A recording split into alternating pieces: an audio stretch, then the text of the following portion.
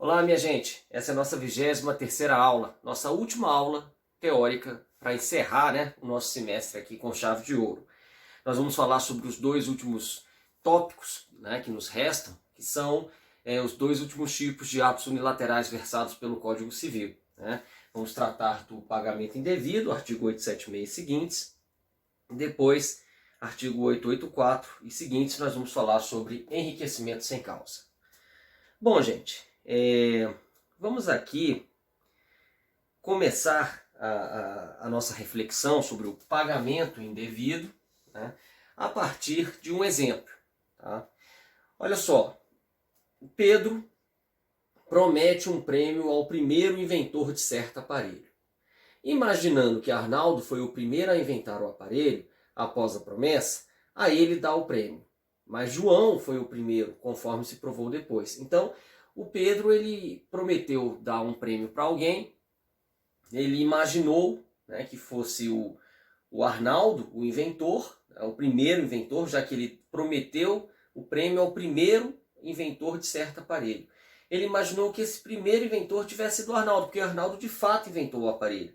Mas depois de uma pesquisa mais aprofundada, ele constatou que, embora tenha dado o prêmio para o Arnaldo, na realidade, o primeiro a inventar o aparelho fora João.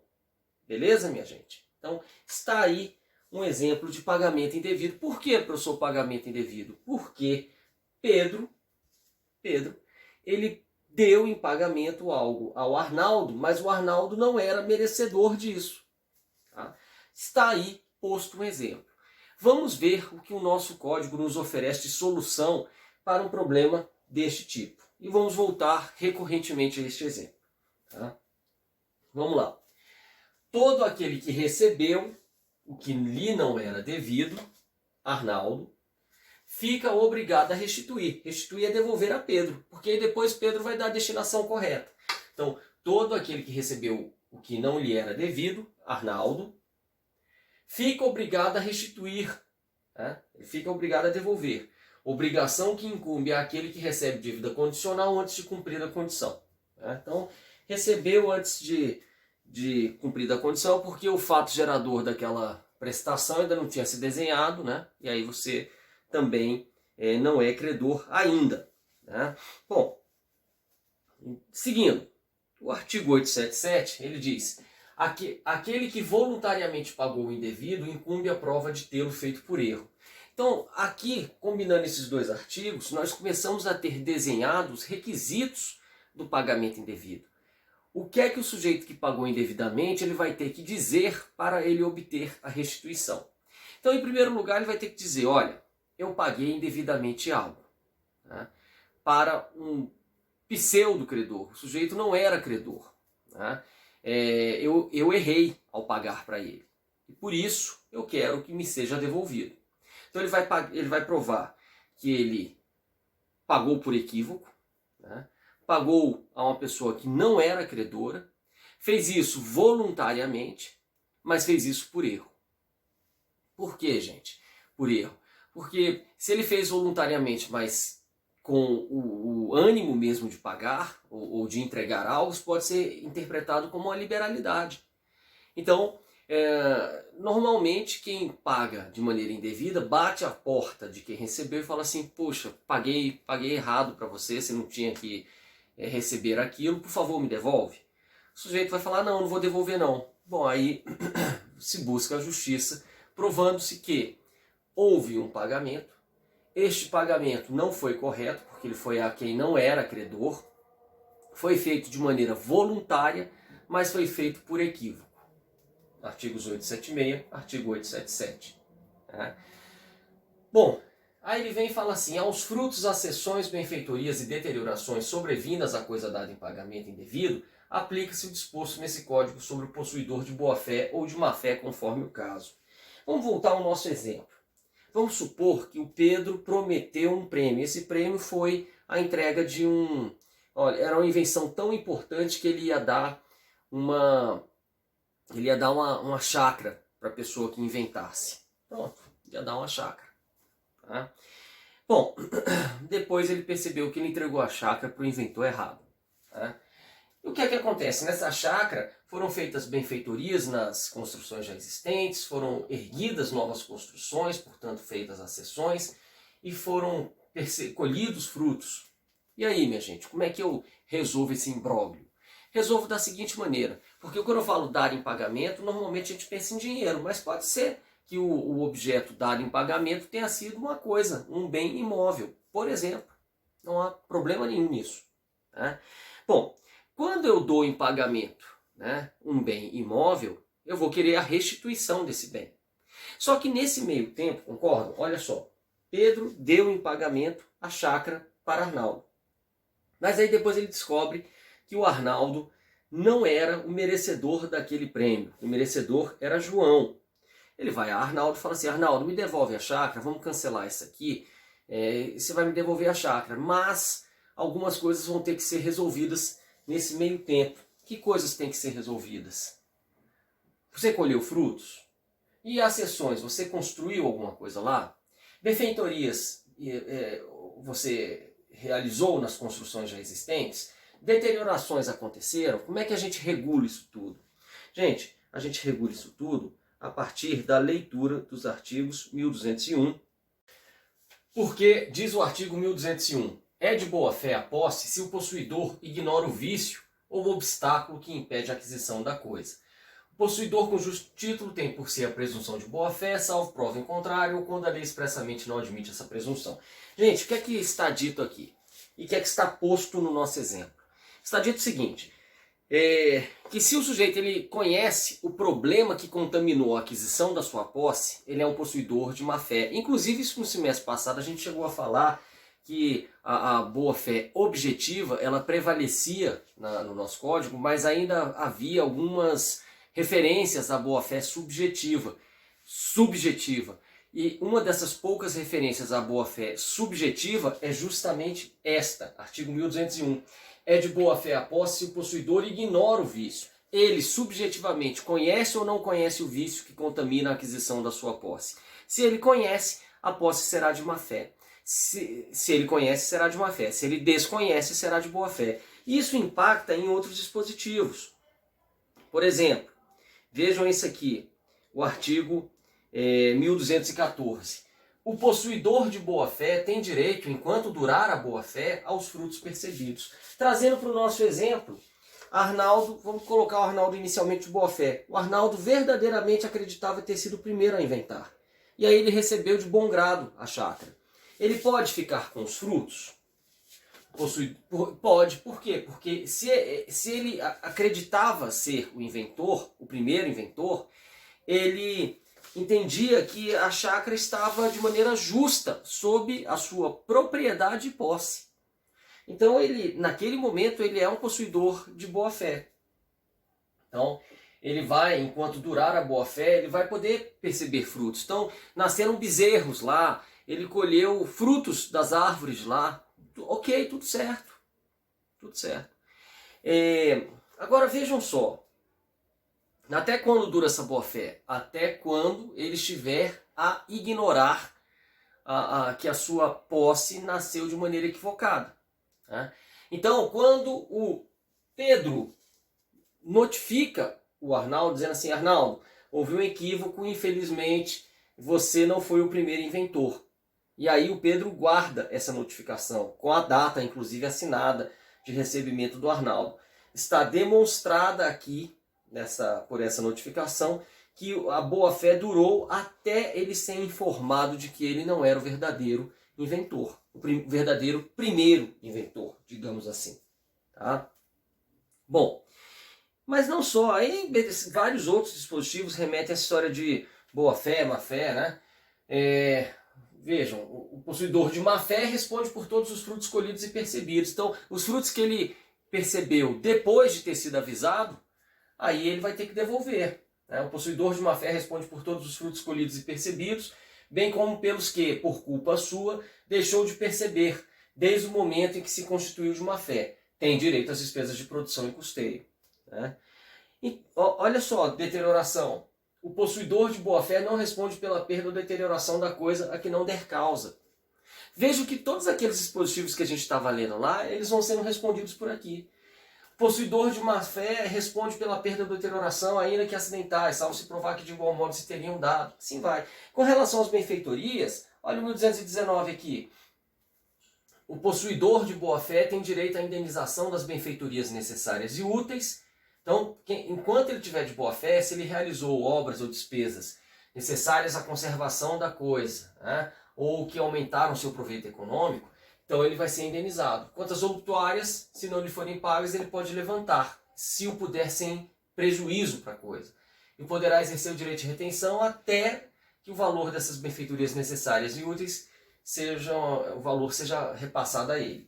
1220, ao possuidor de má-fé serão ressarcidas somente as benfeitorias necessárias.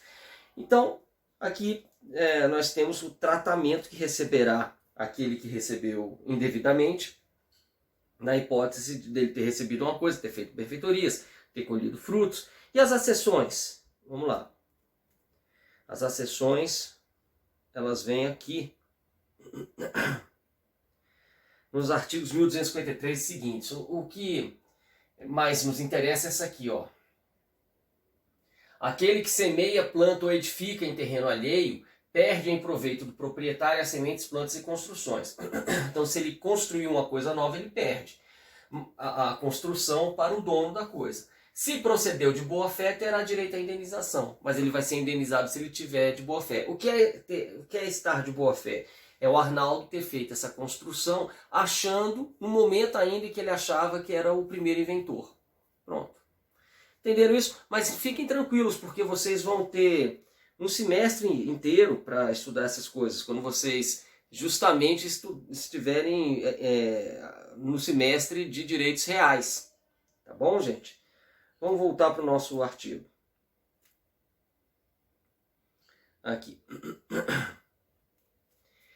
Então nós vimos o 878. Aos frutos, acessões, benfeitorias e deteriorações sobrevindas à coisa dada em pagamento indevido, aplica-se o disposto nesse código sobre o possuidor de boa-fé ou má-fé, conforme o caso nós já vimos.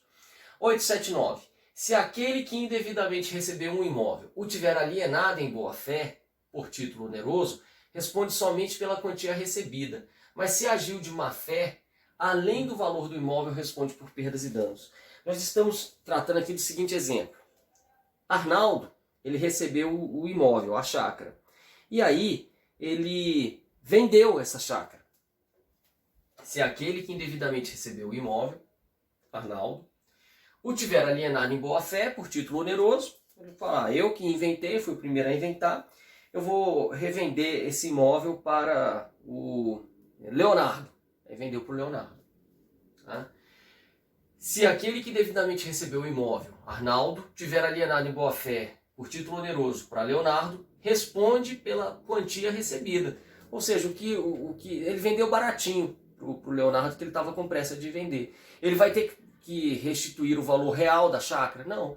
Ele vai passar, porque ele estava de boa fé, ele responde somente pela quantia recebida. Ele vendeu baratinho a chácara, ele pega aquele preço baratinho e repassa para quem pagou indevidamente. Mas, se ele agiu de má fé, além do valor do imóvel, responde por perdas e danos. Ele vai ter que indenizar de forma mais completa possível esse imóvel. Agora, quem comprou, o Leonardo, vai perder o imóvel? Se o imóvel for alienado por título gratuito, ou se alienado por título oneroso, o terceiro adquirente, Leonardo, agiu de má fé, cabe ao que pagou por erro o direito de reivindicação. Ou seja, Pedro, ele está querendo a chácara de volta para poder dar o prêmio para a pessoa indicada a receber corretamente esse prêmio. Né? Quando ele procura o Arnaldo, ele percebe que a chácara foi vendida. Aí nós temos duas hipóteses. Arnaldo realmente se acreditava o primeiro inventor. Né? Então ele estava de boa fé e ele vendeu de boa fé a chácara por um preço bem baratinho, vendeu para o Leonardo. Ok, a venda é mantida. O Pedro, que é quem pagou indevidamente, vai cobrar apenas o dinheiro da venda da chácara, ainda que tenha sido pouco.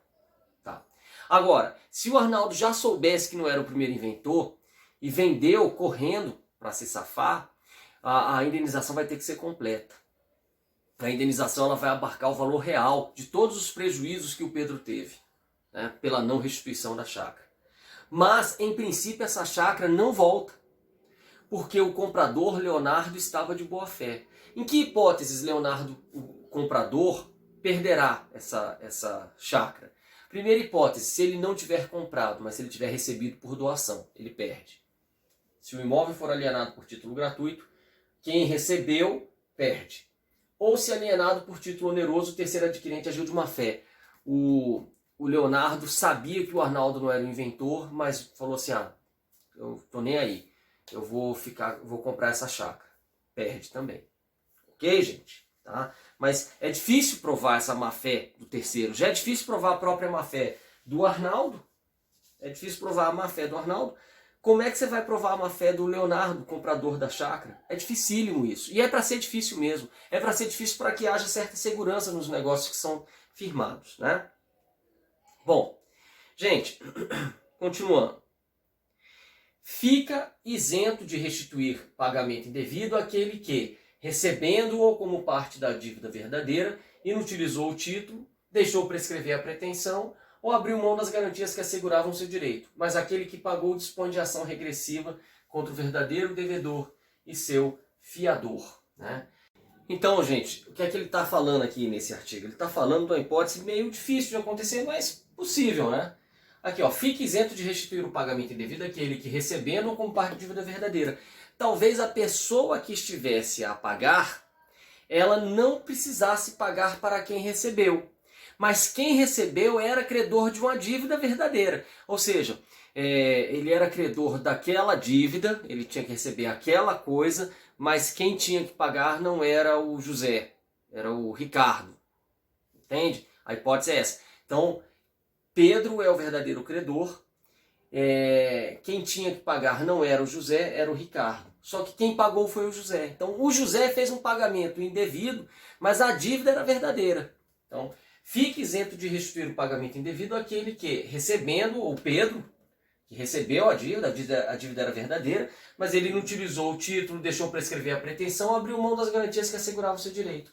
Mas aquele que pagou dispôs de ação regressiva contra o verdadeiro devedor e seu fiador. Ok? É isso. Ele fez um pagamento indevido, é uma solução muito próxima, é uma hipótese muito próxima daquele pagamento feito por terceiro, né? O terceiro interessado, o terceiro não interessado, depois ele pode obter, em determinadas hipóteses, uma subrogação ou uma restituição, reembolso, né? Por parte do devedor, né? Aqui ele vai cobrar a devolução do dinheiro para o verdadeiro devedor porque ele fez um pagamento indevido, né? Por um equívoco dele, né? O caso, é difícil imaginar um caso concreto, mas a hipótese que a lei trata seria mais ou menos essa, né? Quem recebeu, ele tinha que receber mesmo aquilo que foi pago, mas ele não tinha que receber de quem pagou. E é só por isso que esse pagamento se transformou num pagamento indevido. Tá? Bom, 881. Se o pagamento indevido tiver consistido no desempenho de obrigação de fazer ou para eximir-se da obrigação de não fazer, aquele que recebeu a prestação fica na obrigação de indenizar o que a cumpriu na medida do lucro obtido. Óbvio, ele não vai ter como devolver o serviço já foi prestado. Quem recebeu indevidamente um serviço vai ter apenas que indenizar esse serviço. Essa é a ideia do artigo 881.